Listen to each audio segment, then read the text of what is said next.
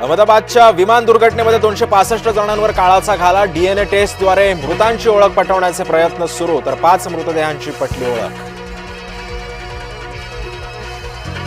पंतप्रधान नरेंद्र मोदींकडून दुर्घटनास्थळाची पाहणी. अधिकारी आणि मुख्यमंत्र्यांसोबतच्या बैठकीमध्ये सूचना. अपघातामध्ये बचावलेल्या एकमेव जखमीची पंतप्रधान नरेंद्र मोदींनी घेतली भेट. अपघातावेळी सीटसह बाहेर फेकला गेल्यानं वाचवल्याची माहिती. नाशिकमध्ये भाजपची मोठी खळबळ. 35 पदाधिकाऱ्यांचे सामूहिक राजीनामे. बडगुजरांच्या संभाव्य प्रवेशामुळे नाराजीचा सूर. आषाढी वारीनिमित्त पंढरपुरात 10 जुलैपर्यंत व्हीआयपी दर्शन बंद. भाविकांना सुलभ आणि जलद दर्शन देण्याचा प्रयत्न. इस्रायलकडून इराणवर मोठा एअर स्ट्राईक. इराणच्या अण्वस्त्र केंद्रांवर हल्ला. जग पुन्हा एकदा युद्धाच्या उंबरठ्यावर.